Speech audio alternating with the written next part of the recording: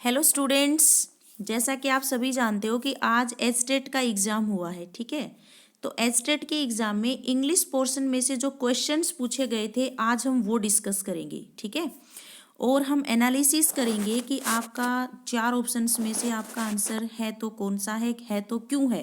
Right, बहुत सारे बच्चे होंगे, बहुत सारे एस्पिरेंट्स होंगे जिनके माइंड में क्वेश्चन चल रहा है कि भाई मेरा गलत है या मेरा सही है, तो आप अपना आंसर मैच भी कर सकते हो।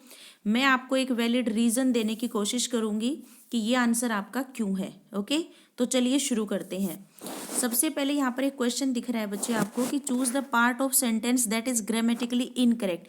ध्यान दें बच्चे, हमें बताना है इनकरेक्ट पार्ट। ठीक है, that's twice I have been forgetting to bring my diary to work this week. अगर हम यहाँ पर बात करें बच्चे तो एक वर्ब यूज हुई है फॉरगेट, और फॉरगेट भूलना, याद करना। जैसे आप वर्ब यूज करते हो remember, like, dislike, love, hate, no, ये सारी की सारी हमारी वर्ब है ही नहीं। बेसिकली ये हमारी क्या है, स्टेट ऑफ माइंड है। राइट, और जो स्टेट ऑफ माइंड होती हैं उनके आगे आप कभी भी आईएनजी का यूज़ नहीं कर सकते। ठीक है, जैसे मैं मेरे टेंस के लेक्चर होते हैं उनमें मैं ये बात आपसे डिस्कस करती हूँ कि जस्ट ये हमारी क्या है, स्टेट ऑफ माइंड है। तो यहाँ पर मैं देखूँ बच्चे तो मुझे दिख रहा है I have been forgetting. Right, तो यहाँ पर मैं उस पार्ट को गलत करूँगी जिसमें ये लिखा हुआ है आई हैव बीन फॉरगेटिंग। तो यहाँ पर आपका आंसर हो जाता है बच्चे सेकंड, यानी कि 46 का आंसर आपको करना है सेकंड। और वो इसलिए कि आप फॉरगेट जो कि स्टेट ऑफ माइंड है उसके आगे आईएनजी नहीं लगा सकते। तो आप इसको ठीक कर सकते हो, I have forgotten, I have forgotten to bring my diary, यानी कि आप प्रेजेंट परफेक्ट बना लो। ठीक है, सिंस और फॉर की प्रेजेंस में हम दो ही टेंस यूज कर सकते हैं, या तो परफेक्ट या परफेक्ट कॉन्टिन्यूअस। और परफेक्ट सिर्फ उस केस में बनता है जब स्टेट ऑफ माइंड दे रखी हो, एक्शन ना दे रखी हो। तो आई होप कि आपको क्लियर हो गया होगा। आगे बढ़ लेते हैं नेक्स्ट क्वेश्चन। नेक्स्ट क्वेश्चन हमें दिख रहा है बच्चे कि fill in the blank with the correct option. ठीक है, यहाँ पर लिख रखा है बच्चे of the two novels this is. बच्चों यहाँ पर टू की संख्या आपको दिख रही होगी। राइट, और दो की संख्या के लिए हम हमेशा यूज करते हैं कंपैरेटिव डिग्री। और वर्ड गिवन है इंटरेस्टिंग, तो इंटरेस्टिंग की कंपैरेटिव डिग्री क्या बनेगी, मोर इंटरेस्टिंग। राइट, यहाँ पर दो में से एक का सिलेक्शन हो रहा है। कंपैरेटिव डिग्री यूज होती है दो में से एक का सिलेक्शन करने के लिए या एक का कंपैरिजन दूसरे से करने के लिए। संख्या दो होनी चाहिए। तो आपकी हेल्प के लिए साफ साफ यहाँ पर टू की संख्या गिवन है, इसलिए आपका करेक्ट चॉइस हो जाती है सेकंड, यानी कि 47 में आपको करना है सेकंड ऑप्शन। आगे बढ़ लेते हैं नेक्स्ट क्वेश्चन। 48 क्वेश्चन जो हमें दिख रहा था बच्चे, इसमें आपको नरेशन चेंज करना था। ठीक है, काफी अच्छा क्वेश्चन हमें दिख रहा है ये। ठीक है, अब देखो, अगर हम इसमें एलिमिनेशन मेथड लगाना चाहें तो बच्चे क्या करेंगे। आपका जो क्वेश्चन है I have been spending a lot more time with my children. बच्चों यहाँ पर प्रेजेंट परफेक्ट कॉन्टिन्यूअस का एग्जाम्पल है। सिंपल सा एक लॉजिक है बच्चे टेंस वाला कि present perfect continuous tense convert होता है पास्ट परफेक्ट कॉन्टिन्यूअस टेंस में। एक बार आप क्विकली देखें, क्या इज स्पेंडिंग, क्या सेकंड को एलिमिनेट कर सकती हूँ। He told me that he had spend, past perfect है, एलिमिनेट कर सकती हूँ। और आगे बढ़े बच्चे, तो आपका जो चौथा पार्ट आपको दिख रहा है, देखिए हमारा यहाँ पर सेकंड एलिमिनेट हो गया था, थर्ड हो गया था। फोर्थ ऑप्शन में ही स्पेंड्स लिख रखा है बच्चे, तो ये वैसे ही गलत हो गया, इसलिए आपकी करेक्ट चॉइस हो जाती है he had been spending a lot more time with his children. I hope कि आपको क्लियर हो गया होगा। नेक्स्ट क्वेश्चन, यहाँ पर कह रहा है बच्चे कि who was coming to see me this morning. अगर हम यहाँ पर बात करें बच्चे तो WH फैमिली का वर्ड है। आपका यहाँ पर इंटेरोगेटिव प्रोनाउन यूज हुआ है सेंटेंस में। तो एक चीज़ तो क्लियर है बच्चे कि हु के जस्ट बाद आपको हेल्पिंग वर्ब चाहिए होगी। क्या ए में हेल्पिंग वर्ब है, क्या हमारे थर्ड में हेल्पिंग वर्ब है, नहीं ना। तो आपको ऑप्शन करना होगा सेकंड और फोर्थ में से। अब ये देखिए बच्चे, डिड यू से, यहाँ पर अगर मैं दैट लगाऊं तो मुझे किसी कंजंक्शन की जरूरत नहीं है या किसी भी रिलेटिव वर्ड की जरूरत नहीं है यहाँ पर, इसलिए आपकी करेक्ट चॉइस जाएगी बच्चे second, did you say was coming to see me this morning. और यही आपका सही आंसर होगा। हम क्विकली नेक्स्ट क्वेश्चन की तरफ मूव करते हैं।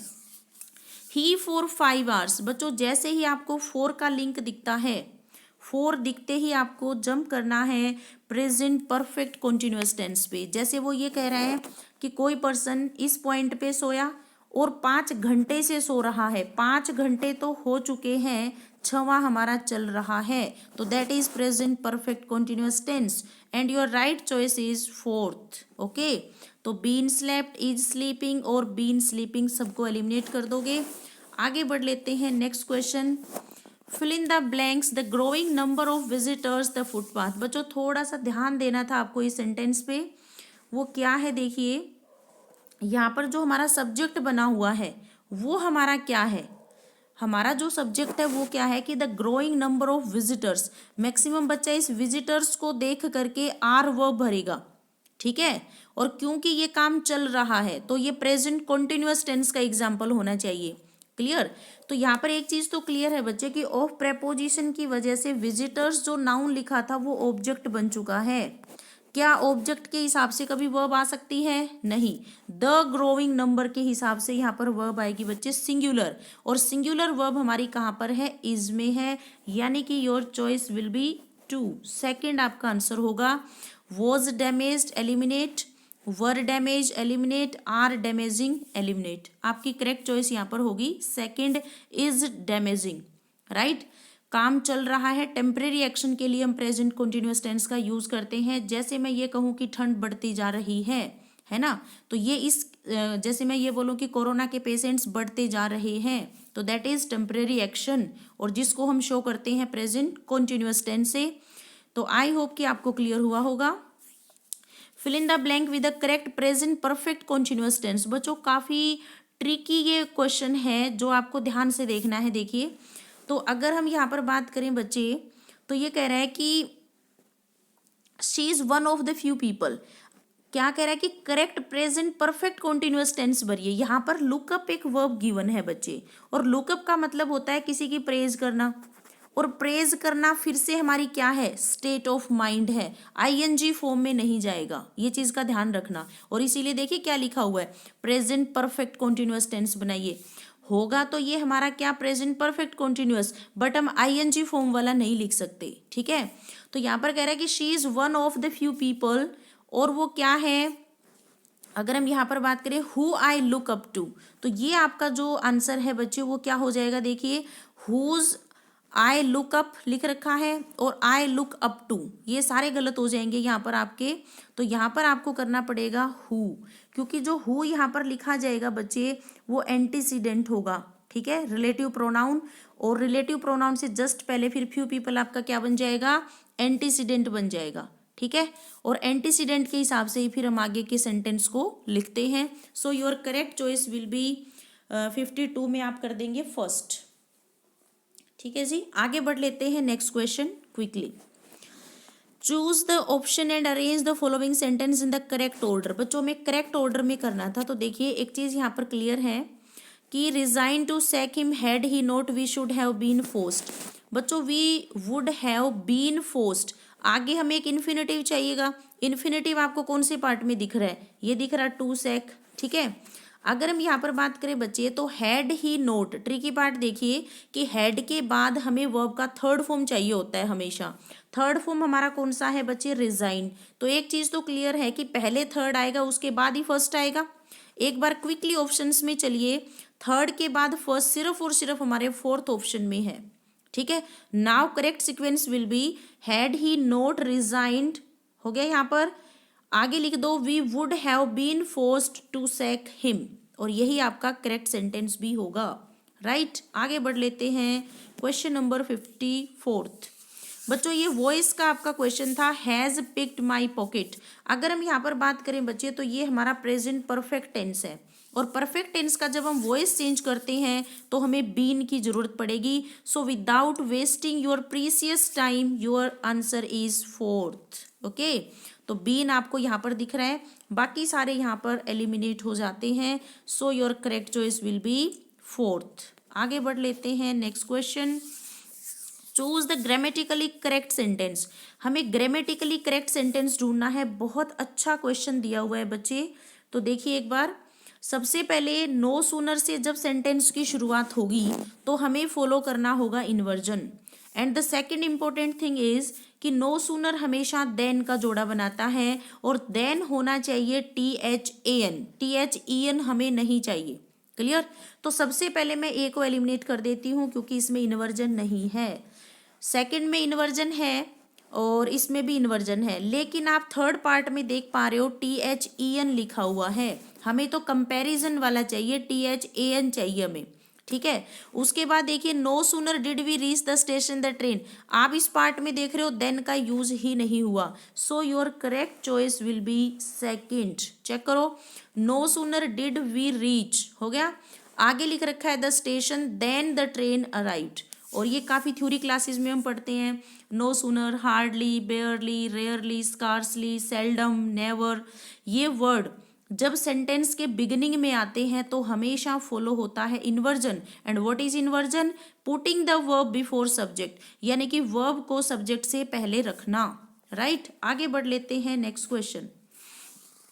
नेक्स्ट हमारा आ रहा था बच्चे फिर से इन्वर्जन का एग्जाम्पल था। ठीक है। ये देखिए कि जब किसी सेंटेंस में शुरुआत होती है एडवर्ब ऑफ मैनर से तो आगे हमेशा इन्वर्जन आता है। ठीक है।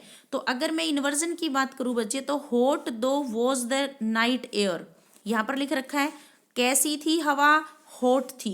राइट। तो यहाँ पर ये जो हॉट जो है ये सब में क्या लिखा गया है, सबसे पहले नंबर पे लिखा गया है। ठीक है। अगर हम बात करें बच्चे इन्वर्जन अगर फॉलो होगा तो इसके जस्ट बाद हमें क्या चाहिए होगा, वॉज चाहिए होगा। तो आप एक बार क्विकली देखें, हॉट दो के बाद वॉज सेकंड पार्ट में नहीं है, इसमें देखिए दो का ही यूज नहीं हुआ, हटा दो इसको, और इसमें फोर्थ में भी वॉज बाद में है, नाइट पहले है, तो मैंने इसको भी एलिमिनेट कर दिया। सो your correct choice will B first. अब ये देखिए कि जब हम दो आइडियाज को जोड़ते हैं और उनमें कंट्रास्ट हो तो हम दो रोल दो का यूज करते हैं। राइट।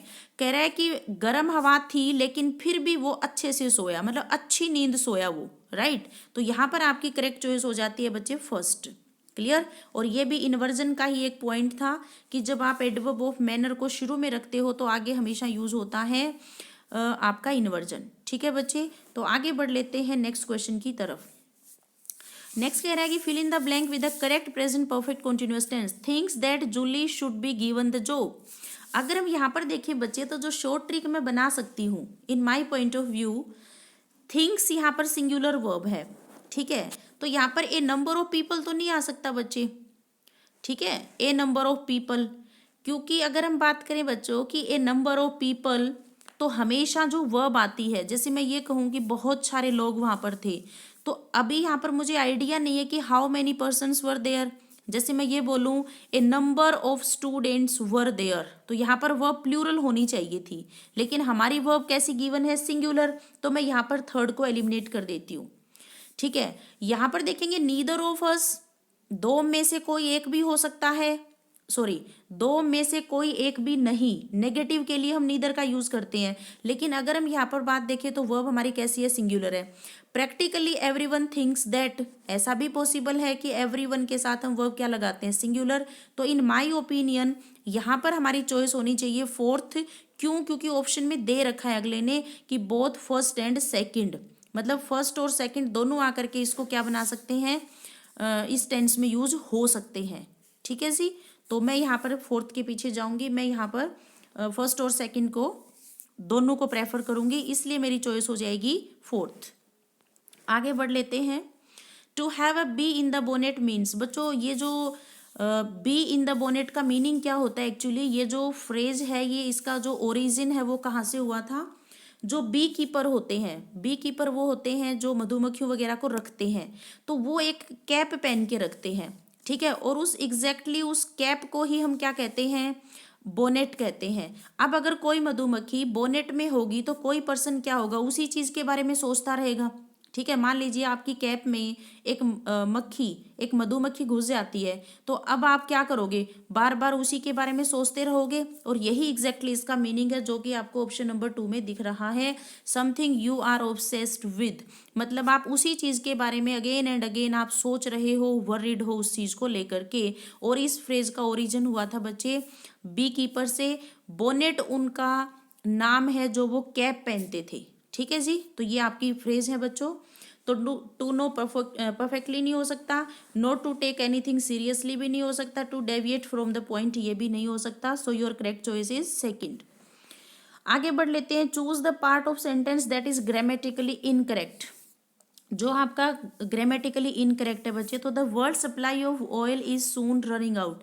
यहाँ पर जो मैं देखूं बच्चे इस सेंटेंस को, तो देखिए क्या चल रहा है कि इज क्यों आया यहाँ पर, क्योंकि सप्लाई ऑफ की वजह से ऑयल हमारा क्या बन चुका है, ऑब्जेक्ट बन चुका है। तो जो सप्लाई के हिसाब से हमारी वर्ब क्या आ गई है, सिंगुलर। नेक्स्ट पार्ट में अगर मैं देखूं तो सून एडवर्ब का यूज हुआ है बच्चे। आइडियली जब हम बात करते हैं तो वर्ब के बाद हम क्या यूज करते हैं, एडवर्ब ऑफ टाइम, कि जो वर्ड सप्लाई है किसकी, ऑयल की, वो रनिंग आउट कर रही है, और कैसे, जल्दी ही। तो यानी कि सून जो शब्द होगा ये लास्ट में जाना चाहिए, इसलिए यहाँ पर मैं जाऊंगी ऑप्शन नंबर थर्ड के साथ, ना कि मैं फर्स्ट के साथ, ना कि सेकंड के साथ। ठीक है, बोथ फर्स्ट एंड सेकंड को मैं वैसे ही गलत कर दूंगी, क्योंकि हमें इनकरेक्ट पे जाना था। ठीक है, जैसे हम जनरली कहते हैं ही केम लेट, वह आया कब आया, लेट आया। और एक हमारा कॉन्सेप्ट भी है बच्चों इंग्लिश में पीएमटी। ठीक है, यानी कि जब जब हम इनकी बात करते हैं तो पीएमटी बेसिकली क्या है, adverb of place, adverb of manner, adverb of time. तो एडवर्ब ऑफ टाइम को हमेशा लास्ट में लिखा जाता है। So this is my concept. Okay, आगे बढ़ लेते हैं। Next question, the word juncture means. बच्चों जंक्चर का मीनिंग बेसिकली क्या होता है कि जहां पर दो चीजें आकर के ज्वाइन करती हैं। ठीक है, अगर मैं बात करूं बच्चे, वो क्रिटिकल टाइम, कोई ऐसा क्रिटिकल टाइम जो सर्कमस्टांसिस की वजह से क्रिएट हुआ। ठीक है, तो वहां पर अगर हम बात करें बच्चे, तो जंक्चर का जो मीनिंग हो जाता है वो हो जाता है हमारा कि point rendered critical by circumstances. कोई ऐसा टाइम पीरियड या कोई ऐसा टाइम क्रिएट हुआ और वो किसकी वजह से हुआ, due to circumstances. So your right choice will be fourth. ठीक है, टू साउंड हेरेशली नहीं हो सकता, टू पुट इन डेंजर नहीं हो सकता, इन ए जॉयस मैनर ये भी नहीं हो सकता। फॉर एग्जाम्पल अगर हम इसको थोड़ा सा देखें, अगर मैं ये कहूँ कि at this juncture we must decide whether to stay और टू वॉक आउट, राइट। इसका क्या मतलब होगा कि इस पर्टिकुलर पॉइंट पे जो परिस्थितियां बनी हैं इसमें हमें डिसाइड करना पड़ेगा कि रुके या फिर हम वॉक के लिए चलें, राइट। तो इस तरीके से अगर हम बात करेंगे बच्चे, तो ये आपका था एस्टेट का। अगर मैं लेवल की बात करूं तो बहुत ज़्यादा मुश्किल पेपर नहीं था, बट उन बच्चों के लिए मुश्किल था जो सिर्फ रूल पढ़ के रखते हैं। ये जितना भी पार्ट आपसे पूछा गया था बच्चे, ये कॉन्सेप्चुअल पेपर था। तो एक चीज़ तो आपके माइंड में क्लियर होगी बच्चे कि इंग्लिश को कॉन्सेप्चुअली सीखना पड़ेगा, राइट, नहीं तो फिर कंफ्यूजन होता है बच्चे। अभी मैं क्विकली आपको एक बार क्या करती हूँ, जो भी ये क्वेश्चंस हैं इनकी आंसर की का आप स्क्रीनशॉट कर लेना, मैं आपको अभी दिखा देती हूँ। ठीक है, तो ये है हमारी एग्जैक्टली आंसर की। आप चाहो तो इसको स्क्रीनशॉट कर सकते हो और अपने क्वेश्चंस मैच कर सकते हो। Thank you very much guys.